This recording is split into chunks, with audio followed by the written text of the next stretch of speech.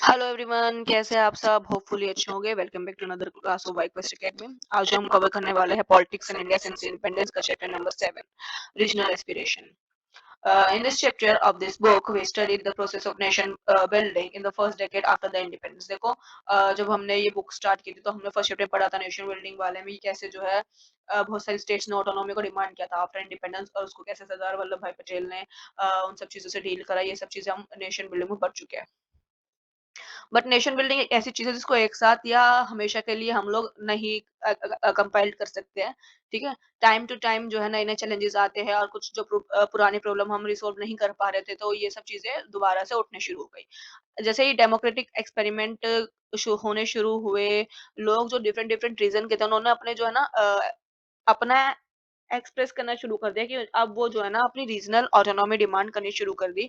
कुछ टाइम तो कभी-कभी तो ये रीजनल जो डिमांड थी, ऑटोनॉमी की जो एस्पिरेशंस की डिमांड थी, वो इतनी वो थी कि ये इंडिया की जो यूनिटी थी ना उसके अगेंस्ट थी। इसके अंदर काफ़ी लंगा लंबा स्ट्रगल होता था, एग्रेशन होता था, अ, वेपन्स का, आर्म्ड एसोसिएशन का यूज़ होना शुरू हो गया। ये चैलेंज जो था ना 1980s का, ये नया चैलेंज था जो ना इंडिया फेस करने वाली थी। जब जनता एक्सपेरिमेंट खत्म हो गया था और एक पॉलिटिकली स्टेबिलिटी आनी शुरू हो गई थी हमारे सेंटर के अंदर, तो एक मेजर कॉन्फ्लिक्ट सामने आता है। एक क्योंकि वेरियस रीजन जो थे ना हमारी कंट्री के, उन्होंने डिमांड किया कि अब वो लोग जो है ऑटोनॉमी चाहते हैं, स्पेशली जो नॉर्थ ईस्ट थी, पंजाब था, आसाम था, मिज़ोरम था, और खासकर जम्मू कश्मीर के जो डेवलपमेंट्स थे, उन सब चीज़ों में ये सब चीज़ें हुई। तो इस चैप्टर में जो हम चीज़ें कवर करने वाले हैं वो है कि ऐसे कौन से फैक्टर्स थे जिनकी वज़ह से ये जो है टेंशन, रीजनल एस्पिरेशन की जो टेंशन है वो उठी, और इंडिया ने उसको कैसे रिस्पॉन्स किया, उसको कैसे जो है ओवरकम किया, क्या-क्या डिफिकल्टीज़ जो है हम लोगों ने फेस करी अपने डेमोक्रेटिक राइट्स और नेशनल यूनिटी को बैलेंस आउट करने के लिए, और कौन-कौन से लेसन जो है ना हमने यहाँ से सीखे, कौन-कौन से लेसन्स हमने अचीव करे।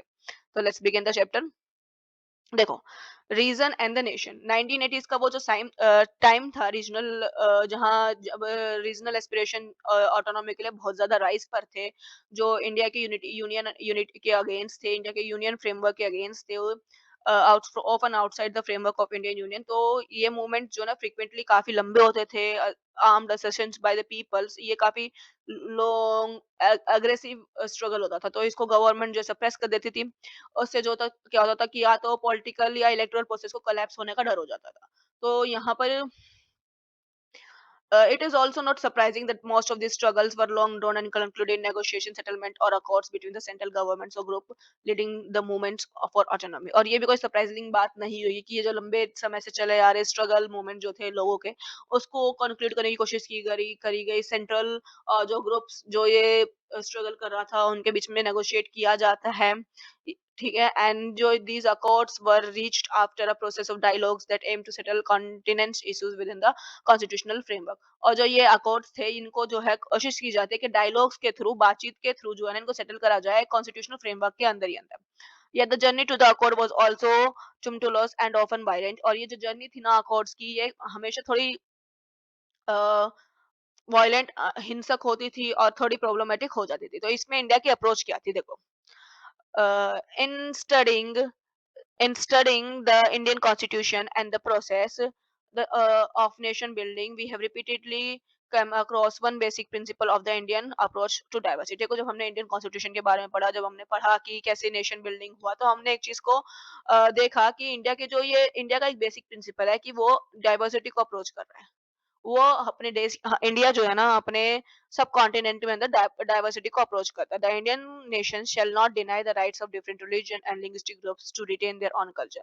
इंडिया के पास ऐसा कोई इंडियन नेशन जो है ना वो कभी भी किसी भी डिफरेंट रीजन के लिंग्विस्ट ग्रुप्स के जो राइट्स है उसको डिनाई नहीं कर सकता है। ये जो different religions, different language, linguistic groups के जो कल्चर है उसको रिटेन करना बहुत ज़्यादा ज़रूरी है। And we decided to live an united social life without losing the distinctness of the numerous cultures that constituted it. और हमने जब इंडिपेंडेंस मिला, हमने डिसाइड किया था कि हम यूनाइटेड सोशल लाइफ जिएंगे, जहाँ पर हम अपनी डिस्टिंक्टनेस, जो हमारी विभिन्नता है, न्यूमरस कल्चर्स है, उन सब चीज़ों को नहीं खोएंगे।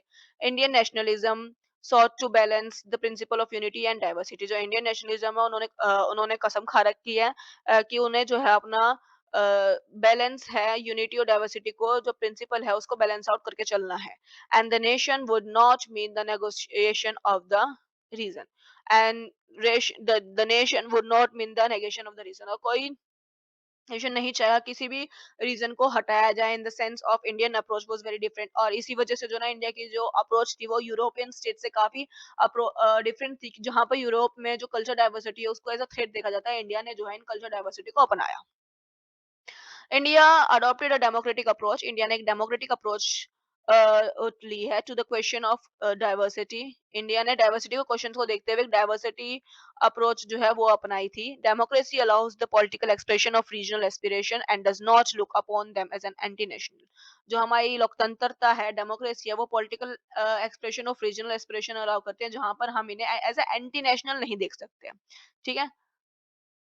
Democracy allow the political expression of regional aspiration and does not look upon them as anti-national. Beside democratic politics allows parties and groups to address the people on the basis of their regional identity, aspiration and specific regional problems. और इसके साथ साथ जो हमारी democratic politics parties है उनको भी permission है, वो भी जो है कैसे हम देखते हैं इलेक्शन के टाइम पे कैसे जो है पार्टीज जो है रीजनल आइडेंटिटी के हिसाब से बात करती है, एस्पिरेशन और रीजनल प्रॉब्लम्स के हिसाब से बात करती है। Thus, in cause of democratic politics, regional aspiration gets stranded. इसी वजह से जो हमारी democratic politics के अंदर जो हमारी regional aspiration है ना उसको कुछ ज्यादा ही ताकत मिल जाती है. At the same time, democratic also mean that regional issues and problem will receive advocate attentions and accommodation in the policies of making process. और जो हमारी democratic politics है वो ये बात भी assure करती है जो हमारे regional issues है, state के issues है, problems है, उनको भी अच्छी तरीके से अटेंशन दी जाएगी, उनको उनको भी उनके अकोमोडेशंस के हिसाब से जो है उनकी पॉलिसी मेकिंग होएगी। Such an arrangements of many sometimes may sometimes lead to tension and problem, और जो ये ऐसी अरेंजमेंट है कभी-कभी यहाँ पर टेंशन और प्रॉब्लम्स अराइज हो जाती है। Sometimes the concern for national unity may overshadow the regional needs, और कभी-कभी जो है ना हमें अपनी नेशनल यूनिटी को साइड करना पड़ता है रीजनल नीड्स को देखने के लिए। कंसर्न ऑफ नेशन यूनिटी में कभी-कभी हम रीजनल नीड्स को जो है ना इग्नोर करते हैं हमारी नेशनल यूनिटी के लिए and aspiration के लिए at the other times a concern for region alone may build us to the larger need of the nation, और एक दूसरी टाइप जो हमारा रीजनल कंसर्न है वो हमें एक बड़ा larger needs of nation बनाता है, therefore political conflicts over issues of power of the region, the rights and their separate existence are common to nation that want to respect diversity while trying to forge and remain unity। इसी वजह से जो political conflicts है power को लेकर, regions की right को लेकर, सेपरेट एग्जिस्टेशन को लेकर बहुत ज्यादा कॉमन है हमारे नेशन के अंदर। यहाँ पर हम चाहते हैं अपनी डाइवर्सिटी को रिस्पेक्ट करें, साथ ही में जो हम कोशिश करते हैं कि हम हमारे देश की जो है यूनिटी को बरकरार रखें। अब हमारे देश में ऐसे कौन कौन से जो है टेंशन वाले एरियाज हैं जहाँ पर जो है रीजनल ऑटोनॉमी की या फिर बातें हैं, तो वो देख लेते हैं। देखो इन the first chapter you have seen how immediately after the independence our nation had to cope with many difficulties, issues like partition, displacement, integration of princely state, reorganization of state and so on। कैसे हम first chapter में पढ़ा है कि हमारा देश nation में building में हमने कितने सारे चैलेंजेस को फेस करा। ठीक है। Many observers both within the country and from outside had predicted that India as one unified country cannot last long। अब देखो नेशन जब नेशन बिल्डिंग चैप्टर पढ़ा हमने देखा कि हमारा पार्टीशन होता है, डिस्प्लेसमेंट होता है, प्रिंसली स्टेट को हम जो है इंटीग्रेट करते हैं, कैसे जो है स्टेट को रिओर्गेनाइजेशन किया जाता है। तो यहाँ पर जो हमारे ऑब्जर्वर्स थे जो हमारे कंट्री से थे, आउटसाइडर ऑब्जर्वर थे, उन्होंने एक चीज प्रेडिक्ट की थी कि इंडिया जो यूनिफाइड कंट्री बनना चाहती है वो ज्यादा दिन तक रह नहीं पाएगी। एंड सून आफ्टर इंडिपेंडेंस एक जम्मू कश्मीर का इशू जो है बहुत सामने आता है। And it was not only a conflict between India and Pakistan, more than that it was a question of political aspiration of the people of Kashmir Valley। और ये जो इशू था ना सिर्फ इंडिया पाकिस्तान का इशू नहीं था, यहाँ पर क्वेश्चन ये था, कन्फ्लिक्ट क्वेश्चन ये था जो जम्मू कश्मीर की पॉलिटिकल एस्पिरेशन होगी पीपल की, क्वेश्चन जो था ना उसके ऊपर था। और सिमिलरली ऐसे नॉर्थ ईस्ट के अंदर था, there was no consensus about being a part of India. यहाँ पर नॉर्थ ईस्ट जो था वो इंडिया का पार्ट बन के रहना नहीं चाहता था। First Nagaland and then Mizoram witnessed a strong movement. देखो कश्मीर के अंदर पॉलिटिकल एस्पिरेशन जो पीपल की थी उसको लेकर क्वेश्चन था। नॉर्थ ईस्ट के अंदर जो है नागालैंड जो था वो और मिजोरम जो है वो इंडिया के पार्ट नहीं रहना चाहते थे, वो एक सेपरेट स्टेट रहना चाहते थे। तो एक स्ट्रॉन्ग मूवमेंट जो था ना हमने इन दोनों स्टेट में विटनेस किया। और साउथ के अंदर हमने ड्रेविड मूवमेंट्स को विटनेस किया जो एक सेपरेट कंट्री की एक आइडिया लेता है। ठीक है। और उसके बाद these events were followed by mass aggressions in parts many parts for the formation of linguistic. और जो ये इवेंट्स थे यहाँ पर, यहाँ से शुरू होता है एक मास एग्रेशन, मास प्रोसेस काफी सारी पार्ट्स के अंदर, काफी सारी स्टेट्स के अंदर, जो डिमांड करते हैं फॉर्मेशन ऑफ लिंग्विस्टिक स्टेट की अब तुम भाषा के हिसाब से स्टेट्स को बांटो। Today's Andhra Pradesh, Karnataka, Maharashtra, Gujarat were among the region affected by these aggregations। और आंध्र प्रदेश, कर्नाटका, महाराष्ट्र, गुजरात ये वो स्टेट है जो उस टाइम पर एग्रेगेशन से ज्यादा इफेक्टेड थी, और इन लोगों को as on the base of linguistic इन लोगों को दोबारा से रीऑर्गेनाइज किया गया। In some part of southern India, and particularly Tamil Nadu, there was a protest against making the Hindi the official language of the country. और तमिलनाडु के अंदर प्रोटेस्ट हुआ हिंदी के अगेंस्ट की। अगर जब हिंदी को ऑफिशियल लैंग्वेज बनाने की बात हुई तो तमिलनाडु में प्रोटेस्ट एरप्ट होता है। In the north there was a strong pro Hindi agitation demanding that Hindi be made the official language immediately. और देखो साउथ के अंदर हिंदी को ऑफिशियल लैंग्वेज ना बनाने के लिए प्रोटेस्ट होता है कि हिंदी जो है हमारी ऑफिशियल लैंग्वेज नहीं होनी चाहिए। और जाके जबकि नॉर्थ के अंदर एक strong pro Hindi agitation protest आता है जो डिमांड करता है कि हिंदी को इमीडिएटली जो है ऑफिशियल लैंग्वेज जो है अनाउंस किया जाए। From the late 1950s, people speaking the Punjabi language start agitation for a separate state for themselves। और 1950s में पंजाबीज जो लोग, पंजाब के जो लोग थे, उन्होंने डिमांड की कि अब वो भी जो है खुद के लिए एक सेपरेट स्टेट चाहते हैं। The demand was finally accepted and the state of Punjab and Haryana was created in 1966। और इसी वजह कुछ सालों बाद जो है इस डिमांड को एक्सेप्ट किया गया और पंजाब और हरियाणा जैसी दो स्टेट का जो है निर्माण होता है। Later the state of Chhattisgarh, Uttarakhand and Jharkhand was created. और ये देखते हुए भी इसके साथ साथ जो छत्तीसगढ़, उत्तराखंड और झारखंड को भी बनाया जाता है। The challenge of diversity was must be redrawing the internal boundaries of the country। अब जो हमारा चैलेंज था ना डाइवर्सिटी, एक सबसे बड़ा चैलेंज यहाँ पर आता है कि अब हमें हमारे कंट्री की जो बाउंड्रीज है ना, इंटरनल बाउंड्रीज, उसको दोबारा से रीड्रॉ करने की बहुत ज्यादा जरूरत पड़ रही थी। क्योंकि लोग जो है लिंग्विस्टिक बेस पर जो है एग्रेशंस ले रहे थे, प्रोटेस्ट ला रहे थे। Yet this did not led to the solution of all problems and for all the time. But ये जो स्टेट्स को दोबारा से बनाना, इन सब चीजों से जो हमारी प्रॉब्लम खत्म होती है। In some region like Kashmir and Nagaland the challenge was so complex that it could not be resolved in the first phase of the nation building. जो कश्मीर और नागालैंड में तो थोड़ी सिचुएशन इतनी ज्यादा खराब थी कि नेशन बिल्डिंग के फर्स्ट फेज में ये चीजें इनको रिजॉल्व भी नहीं करा गया। Beside new challenges comes up in a state like Punjab. और इसी के साथ जो है पंजाब जैसी, असम जैसे, मिजोरम जैसे स्टेट्स में भी दोबारा से challenges आने शुरू हो गए। Let us study this case in some details। In the process, let us also go back to the some of the earliest intents of difficulties of nation building। The successes and failures in these cases are instructives not merely for a study of our part but also understanding of Indian future. अभी हम आगे ये सब चीजें cover करेंगे, इन states को जो है हम अलग अलग करके पढ़ने वाले हैं, थोड़ा डिटेल में पढ़ेंगे। तो चलते हैं आगे। ओके, सबसे पहले जम्मू कश्मीर पढ़ेंगे हम। देखो, you have studied in the previous year Jammu Kashmir had a special power under the article 370। देखो हमने पिछले चैप्टर में पढ़ा था जम्मू कश्मीर के पास जो है एक स्पेशल पावर है, स्पेशल स्टेटस है under the article of 370। Under article 370 के तहत जम्मू कश्मीर के पास एक स्पेशल स्टेटस है। हाँ। However, in spite of it, Jammu Kashmir experienced violence, cross-border terrorism, and political instability with internal and external ramifications। Special status होने के बावजूद भी जम्मू कश्मीर की हालत जो है बिल्कुल भी अच्छे नहीं है। वहां पर हम लगातार वायलेंस को फेस करते हैं, क्रॉस बॉर्डर टेररिज्म का हमें डर रहता है, पॉलिटिकल इंस्टेबिलिटी है, बहुत इंटरनल एंड एक्सटर्नल रेफिमेशंस पे। ठीक है, तो जम्मू कश्मीर का हालात जो है बिल्कुल ठीक नहीं है। Jammu, however, in spite of it, Jammu Kashmir experienced violence, border terrorism, political instability, and internal and external ramifications. It has also resulted in the loss of many lives, including the innocent civilians, security personnel, and militants।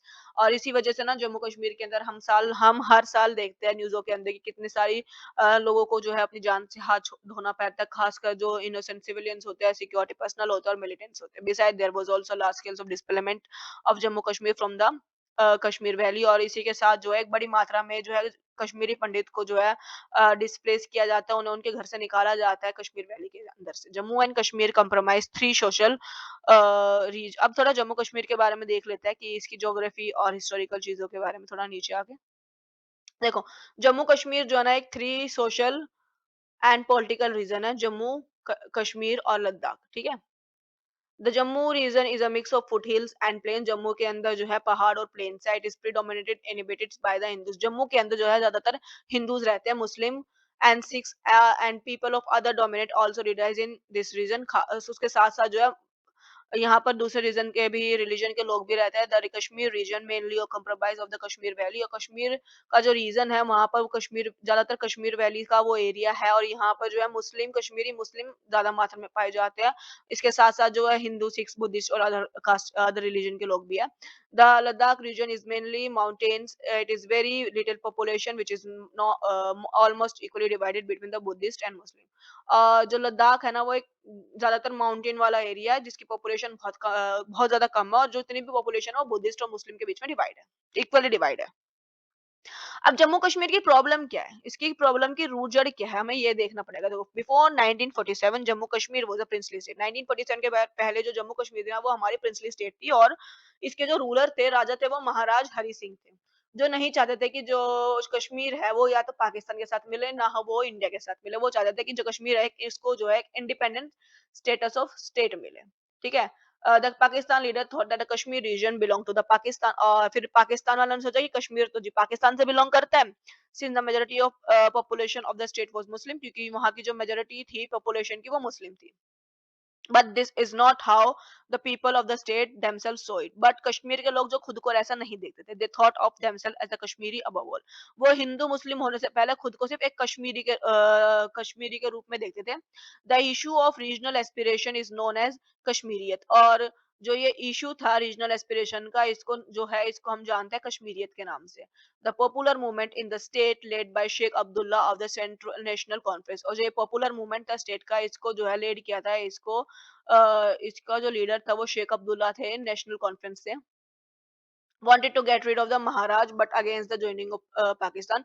Sheikh Abdullah चाहते थे कि वो महाराज से तो पीछा छुड़वा ले, महाराज को तो अब हटा दे, पर वो पाकिस्तान को भी ज्वाइन नहीं करना चाहते थे। The national conference was a secular organisation had a long association with the Congress. क्योंकि जो नेशनल कॉन्फ्रेंस थी वो एक सेक्युलर ऑर्गेनाइजेशन था और उनका एक पुराना रिश्ता था कांग्रेस के साथ। तो Sheikh Abdullah was a personal friend of some leading national leaders including Nehru. तो शेख अब्दुल्ला जो थे ना वो नेहरू जैसे बड़े बड़े जो लीडर्स थे, नेशनल लीडर थे, उनके जो है ना एक पर्सनल क्लोज फ्रेंड थे। द्रविडियन मूवमेंट्स को हम थोड़ा आगे कवर करेंगे। पहले हम कश्मीर को पूरा कर लेते हैं, उसके बाद हम द्रविडियन मूवमेंट्स कवर करेंगे, ठीक है। तो शेख अब्दुल्ला के बारे में पहले थोड़ा देख लेते हैं। देखो शेख अब्दुल्ला जो थे वो जम्मू कश्मीर के लीडर थे, proponent of autonomy and secularism for Jammu Kashmir. इन्होंने हमेशा जो जम्मू कश्मीर के लिए ऑटोनॉमी और सेक्युलरिज्म की डिमांड की है। लेड टू और काफी बड़ा पॉपुलर एक स्ट्रगल जो था ना उसको Prince against the princely ruler के खिलाफ, जो महाराज हरि सिंह थे उनके खिलाफ जो एक बड़ा स्ट्रगल लेके आए और पाकिस्तान को ज्वाइन करने के अगेंस्ट जो है एक अपोजिशन दिया। और एक नॉन सेक्युलर करेक्टर थे, लीडर ऑफ ये नेशनल कॉन्फ्रेंस के लीडर थे, prime minister of Jammu Kashmir immediately after its association with the India in 1947। जब जम्मू कश्मीर इंडिया के साथ मिल गया तो उसके पीएम बने, डिसमिस्ड एंड जेल बाय। और फिर उसके बाद जो है इसको इनको हटाया गया, जेल में डाला गया गवर्नमेंट ऑफ इंडिया के थ्रू। फ्रॉम 1953 से लेकर 1964 तक ये जेल में रहे। और दोबारा से 1965 से लेकर 1968 में ये सीएम बनते हैं स्टेट के, after an agreement with the Indira Gandhi के साथ एक एग्रीमेंट होने के बाद जो इन्हें दोबारा सीएम बनाया जाता था। देखो मोहम्मद अब्दुल्ला एक जम्मू कश्मीर के लीडर थे। सेक्युलरिज्म और ऑटोनॉमी डिमांड करते अपने स्टेट के लिए। जो वो थे प्रिंसली रूलर, उसके अगेंस्ट थे, पाकिस्तान से ज्वाइन नहीं करना चाहते थे। कश्मीर को एक ऑटोनॉमी स्टेटस दिलवाना चाहते थे। और उसके बाद जब पाकिस्तान कश्मीर जो है जब इंडिया से मिला तो ये एकदम उसके पीएम बन गए।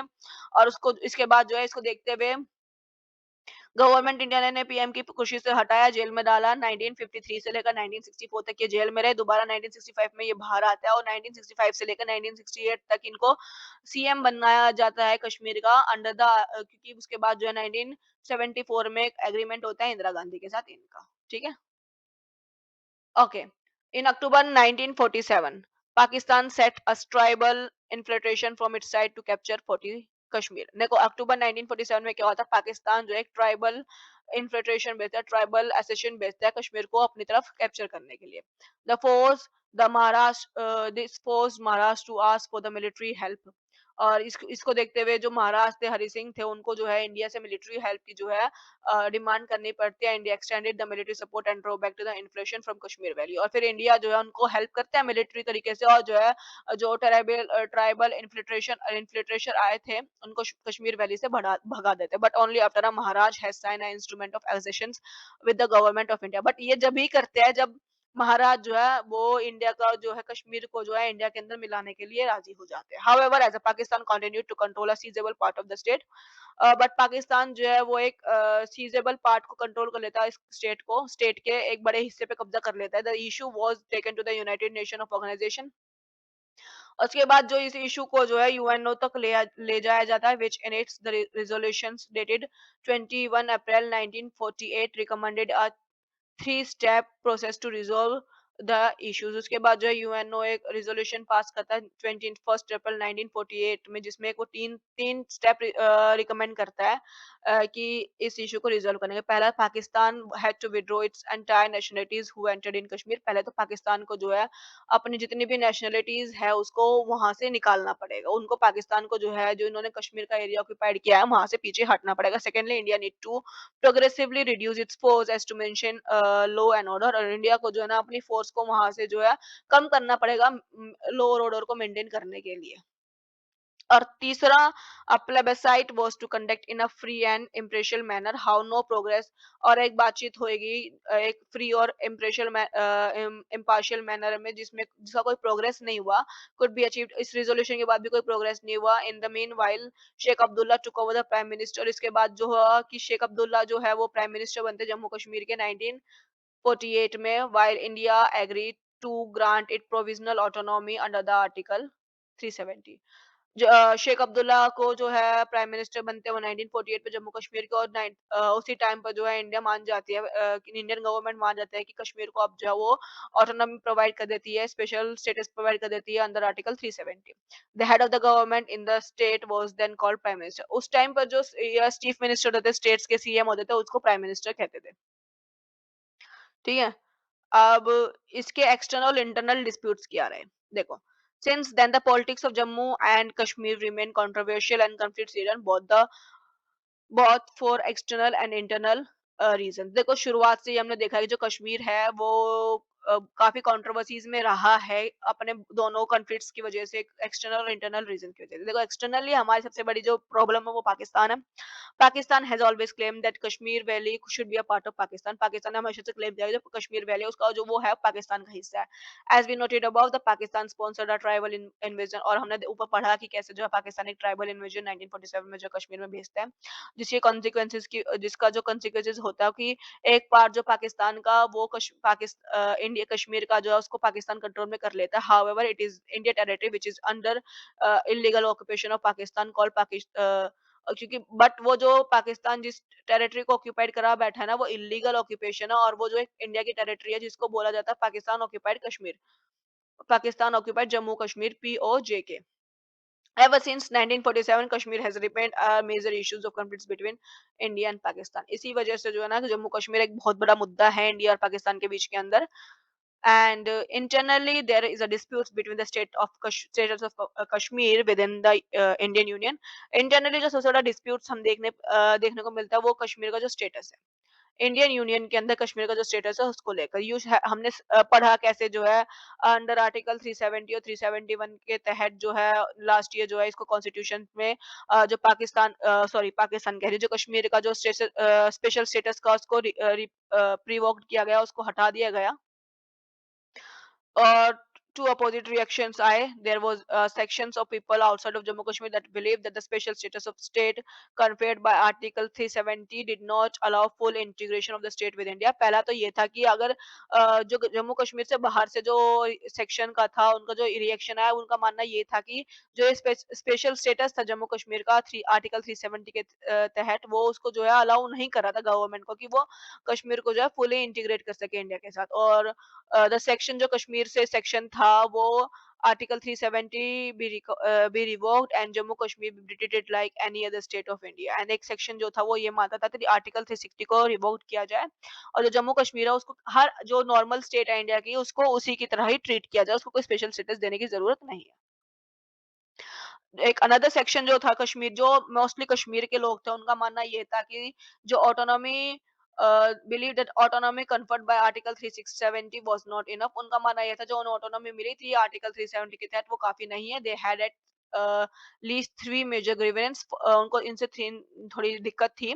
पहली जो थी, the promise that the accession would be referred to the people of the state after the situation created by tribal invasion was normalized but not had been fulfil. पहली जो ये थी, जो प्रॉमिस किया गया था कि एजेशन के बाद इंडिया का इंटीग्रेट कश्मीर का इंटीग्रेशन होने के बाद जो पीपल है स्टेट के और जो refer to the people of the state after the situation was created, उनको एजेशन का प्रॉमिस किया गया था लोगों को, कश्मीर के लोगों को, जो ट्राइबल इन्वेस्टेशन के बाद हुआ था, नॉर्म कि सब कुछ चीजों को नॉर्मलाइज किया जाएगा, पर ऐसा होता नहीं है। जो जनरेटेड डिमांड फॉर अ पैलिबिसिटी, इसी वजह एक पैलिबिस्टिक की डिमांड की जाती है। Secondly, there was a feeling that the special federal status guaranteed by Article 370 has been eroded in practice. This led to the demand of restoration of the autonomy of greater state autonomy. इसके बाद जो है दूसरा जो आता है कि एक फीलिंग थी कि जो स्पेशल फेडरल जो आर्टिकल 370 के तहत मिला है had been eroded in practice, वो जो प्रैक्टिस के दौरान जो है उसको एरोड किया गया, जिसकी जैसे जो है रजिस्ट्रेशन की डिमांड उठती है, रजिस्ट्रेशन ऑफ ऑटोनॉमी की डिमांड उठती है, the greater state autonomy की। Thirdly, it was felt that democracy, which is practiced in the rest of India, has not been similarly institutionalized in the state of Jammu Kashmir। और तीसरी जो problem ये थी लोगों को कि जो जम्मू कश्मीर में डेमोक्रेसी को प्रैक्टिस किया जा रहा है, वो दूसरी जो इंस्टीट्यूशनल स्टेट है, उनसे काफी अलग हो रही है। मतलब जम्मू कश्मीर में नॉर्मली जो है बाकी स्टेट की तरह जो है डेमोक्रेसी को प्रैक्टिस नहीं किया जा रहा है। उसके बाद जो पॉलिटिक्स, ओके, वेट कहाँ थे हम? हाँ, पॉलिटिक्स सिंस 1948। देखो, after taking over as the prime minister, Sheikh Abdullah initiated major land reform and other policies which benefits ordinary people। और उसके बाद पीएम बनने के बाद जो शेख अब्दुल्ला थे, उन्होंने काफी सारे मेजर लैंड रिफॉर्म्स लेके आए और अदर पॉलिटिक्स पॉलिसीज लेके आए, जिनसे जो है ऑर्डिनरी पीपल को काफी ज्यादा बेनिफिट्स हुआ। And there was a growing difference between him and the central government about his position on the Kashmir state. देखो, शेख अब्दुल्ला सीएम बनने के बाद, मतलब जो सीएम बनने के बाद वो अपनी स्टेट के अंदर बहुत सारा लैंड रिफॉर्म लेके आए, पॉलिसीज लेके आए, जिससे लोगों को बहुत ज्यादा फायदा हो रहा था। इससे क्या हुआ, उनके और स्टेट के बीच में, सेंट्रल गवर्नमेंट के बीच में एक डिफरेंस आने लगी है कश्मीर के स्टेटस को लेकर। और 1953 में उनको जो है उनकी स्टेट से डिसमिस किया गया और उनको जेल में डाल दिया गया for a number of years. काफी सालों तक वो जेल में रहे। The leadership that succeed him did not enjoy as much as popular support was able to rule the state mainly due to the support of the centre. द leadership जो उनकी जो लीडरशिप थी, जो उनको सक्सीड कर रही थी, उतना काफी पॉपुलर सपोर्ट नहीं मिल पाया, जो was able to rule the state mainly due to support, क्योंकि वो जो अपनी स्टेट को रूल कर रहे थे वो सेंटर की वजह से कर रहे थे। There was a serious allegation of malpractice and rigging in various election. उन पे काफी सीरियस जो है आरोप लगते हैं कि उन्होंने माल प्रैक्टिस की है इलेक्शंस के दौरान, पर जो है काफी सारे इलीगल माल प्रैक्टिसेस हुई है इस वजह से। And during most of the period of between 1953 and 74, the Congress party exercised influence on politics of the state।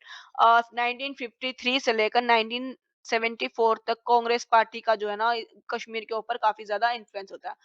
ट्रंक्चर National Conference minus Sheikh Abdullah remains power. एक नेशनल कॉन्फ्रेंस ही पावर में रहते हैं, बस उसमें शेख अब्दुल्ला नहीं होते हैं। वो कांग्रेस के सपोर्ट के साथ जो है उस टाइम पर कश्मीर में रूल कर रही होती है, but it later it was merge with the Congress. उसके बाद उसको ही कांग्रेस से मर्ज किया दिया जाता है।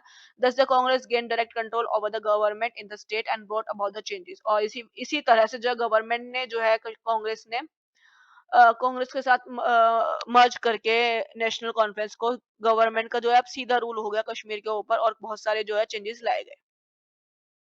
In the meanwhile, there were several attempts to reach an agreement between Sheikh Abdullah and the central government। और इसी बीच में जो है बहुत सारे अटेम्प्ट किए गए कि जो शेख अब्दुल्ला और गवर्नमेंट के बीच में जो है थोड़ा बातचीत हो, थोड़ा एग्रीमेंट्स हो जाए। A change in the provision of the constitution of Jammu Kashmir was made in 1965 by the prime minister of the state, was designated as the chief minister of the state। और एक 1965 के अंदर एक दोबारा से जो है जम्मू कश्मीर के कॉन्स्टिट्यूशन के प्रोविजन में चेंज लाया गया कि जो जम्मू कश्मीर का जो लीडर होएगा, स्टेट होएगा, उसको सीएम बोला जाएगा, chief minister of India.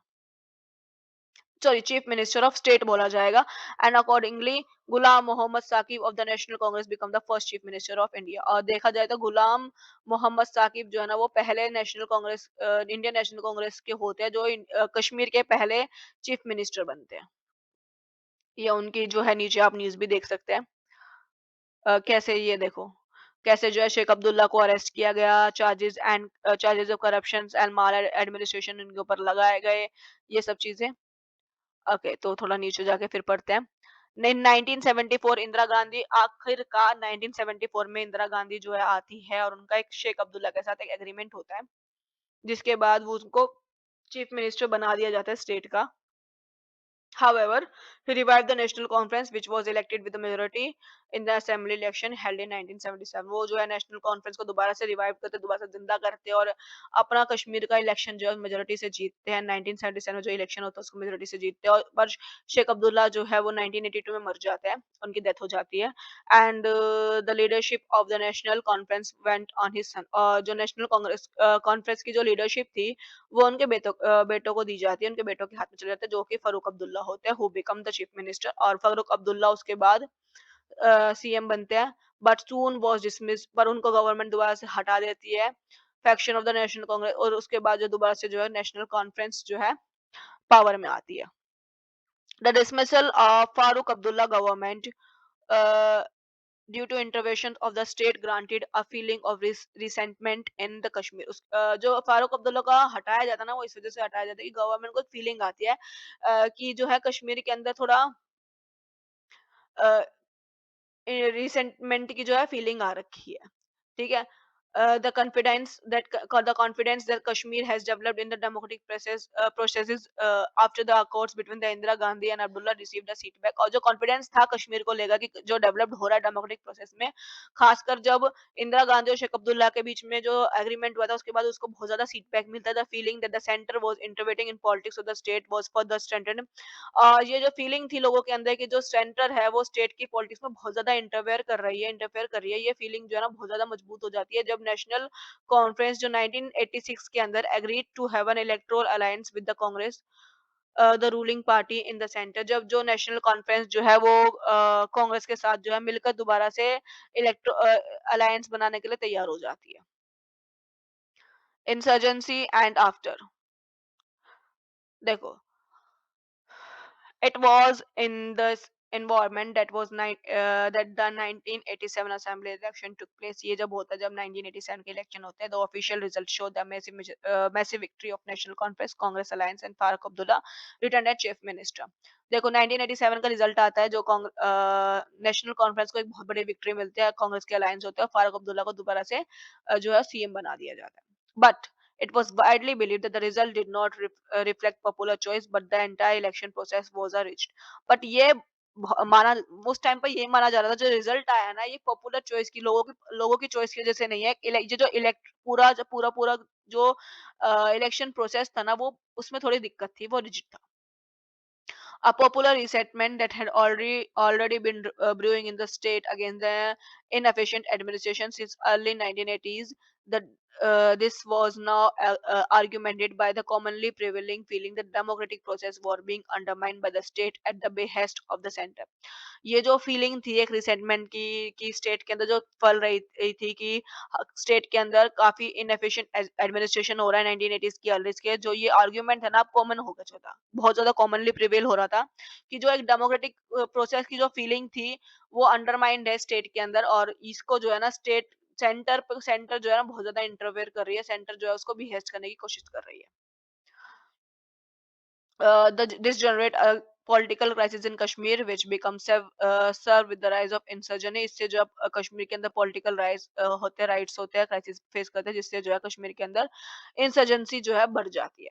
1989 the state had come in the group of militant movement mobilized around the cause of a separate Kashmir nation। 1989 में क्या होता है, जो ये स्टेट है वो एक मिलिटेंट मूवमेंट्स के ग्रिप में फंस जाते हैं, मिलिटेंट मूवमेंट में फंस जाती है, जहां जिसको जो है वहां पर एक सेपरेट कश्मीर नेशन की डिमांड करनी शुरू की जाती है। Then insurgent gets moral material and military support from Pakistan. उसके साथ जो इंसर्जेंट्स थे, जो मिलिटेंट्स थे, उनको जो है एक मिलिट्रल मोरल और मटेरियल सपोर्ट जो है कश्मीर के जो ये लोग थे, इंसर्जेंट्स थे, उनको जो है सपोर्ट मिलना शुरू होता है पाकिस्तान से। For number of years the state under a president rule has and effectively under the control of armed once. और काफी सालों तक जो ये स्टेट है कश्मीर, जो उसको प्रेसिडेंट रूल में रखा गया और कंट्रोल करने की कोशिश की इन सब एरिया को आर्मी के through. Throughout the period from 1990, Jammu Kashmir experienced extraordinary violence and at the hand of the insurgents and through army action। 1990 से जो है जम्मू कश्मीर ने बहुत ज्यादा जो है वायलेंस को फेस किया। इस साथ जो है इंसर्जेंट और आर्मी एक्शन जो है जम्मू कश्मीर में राइज में हुए। Assembly election in the state was held in 1966 in which national conference led by Farooq Abdullah come to power with the demand of regional autonomy of Jammu Kashmir. उसके बाद जो क्या होता है, दोबारा से 1966 में 1996 में असेंबली इलेक्शन होते हैं और फारूक अब्दुल्ला जो है वो पावर में आते हैं और वो डिमांड करते हैं ऑटोनॉमी के लिए कि जम्मू कश्मीर को अब जो है एक रीजनल ऑटोनॉमी की जरूरत है, वो डिमांड करते हैं। और at the end of its term election were held in state in 2002। और उसके टर्म इलेक्शन जो है स्टेट के अंदर दोबारा से 2002 में होता है। नेशनल कांग्रेस जो है जीत नहीं पाती है majority से, and was replaced by a coalition government of people democratic party PDP and Congress. National conference हार जाती है और एक गठबंधित सरकार पीडीपी और कांग्रेस जो है वो मेजोरिटी से आती है। अब 2002 और उसके बाद क्या होता है, देखो, मुफ्ती महमूद के बारे में हम पढ़ेंगे पहले। 2002 एज अ पद देखो, एक कोलिशन होता है, गठबंधन होता है सरकारों के बीच में। Mufti Mohammad headed the government for the first year success by Ghulam Nabi Azad. मुफ्ती महमद उस गवर्नमेंट की हेड होती है पूरे 3 साल तक, जो गुलाम नबी आजाद जो थे उनकी थी of the Indian National Congress, however could not complete the term। जो गुलाम नबी अहमद जो अपना प्रेसिडेंट सीएम का जो पीरियड है प्रेसिडेंट रूल के दौरान जो है वो इम्पोज हुआ था, उसको कंप्लीट नहीं कर पाते हैं इन जुलाई 2008 के अंदर। द नेक्स्ट इलेक्शन जो है नवंबर दिसंबर 2008 के अंदर होता है। अनदर कोलिशन गवर्नमेंट, उसके बाद दोबारा से एक गठबंधन सरकार जो कोलिशन गवर्नमेंट होती है एनसी और आईएनसी, नेशनल कॉन्फ्रेंस और इंडियन नेशनल कांग्रेस दोबारा से पावर में आते हैं और अब की बार उमर अब्दुल्ला जो है 2009 में सीएम बनते हैं।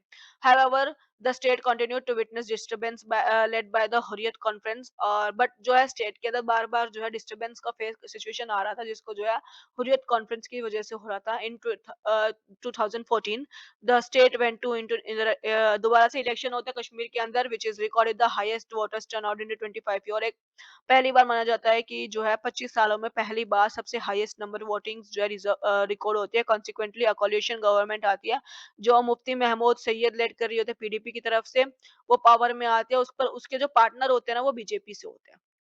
आफ्टर मुफ्ती मोहम्मद सैयद डाइड, जब मुफ्ती मोहम्मद सैयद मर जाते हैं, उनकी मृत्यु हो जाती है, उसकी उनकी डॉटर जो है महबूबा मुफ्ती जो है वो पहली सीएम बनते हैं स्टेट की 2016 के अंदर। ठीक है, जिसको बीजेपी बार-बार जो है नज़रबंद कर देती है उनके घर के अंदर ही। During the tenure of Mehboob Mufti major act of terrorism mounting external and internal tension were witness. और जब महबूबा मुफ्ती आती है तो बहुत बड़ी मात्रा के अंदर अब जो हम देखते हैं कि टेररिज्म बढ़ रहा होता है स्टेट के अंदर, उसके साथ-साथ जो है एक्सटर्नल इंटरनल टेंशन जो है हम विटनेस करते हैं। उसके बाद जो है स्टेट के अंदर जो है दोबारा से प्रेसिडेंट रूल लगाया जाता है 2018 के अंदर। और after BJP withdraw its support to its Mufti government, उसके बाद जो बीजेपी जो है मुफ्ती गवर्नमेंट से अपना सपोर्ट पीछे हटा लेती है ऑन 5 अगस्त 2019। 5 अगस्त 2019 को जो है जो स्टेटस स्पेशल स्टेटस था आर्टिकल 370 का जो जम्मू कश्मीर को मिला था, उसको जो है रिओर्गेनाइज किया जाता है 2019 में और स्टेट को एक कॉन्स्टिट्यूशन मिलता है जिसके अंदर उसको 2 यूनिट टेरिटरीज में डिवाइड कर दिया जाता है, जम्मू एंड कश्मीर और लद्दाख के अंदर। Jammu Kashmir and Ladakh are popular society example of popular society in India. Not only are there diversity of all kind religious, cultural, linguistic, and authentic and tribals, but there also are divergent political and development aspiration which have been sought to be achieved by the latest act. Jammu Kashmir और लद्दाख हम देखें ना, एक बहुत बड़ा example है कि यहाँ पर बहुत ज़्यादा डाइवर्सिटी हम देखने को मिलती है। यहाँ पर हर तरह के रिलीजियस के, कल्चर, लिंग्विस्टिक तरह के जो है लोग रहते थे। बट ये काफ़ी डाइवर्जेंट भी है पॉलिटिकली और डेवलपमेंट एस्पिरेशन की, जिसकी वजह से ना हमने जो है अभी लेटेस्ट एक्ट को अचीव किया है। अभी आज हम कश्मीर तक पढ़ेंगे, नेक्स्ट वीडियो में जो हम पंजाब, मिज़ोरम वगैरह कंटिन्यू करेंगे। अगर आपको वीडियो अच्छी लगी हो, आपको चैप्टर समझ में आ रहा हो, तो please don't forget to share, like and subscribe. Thank you for watching. मिलते हैं नेक्स्ट पार्ट में।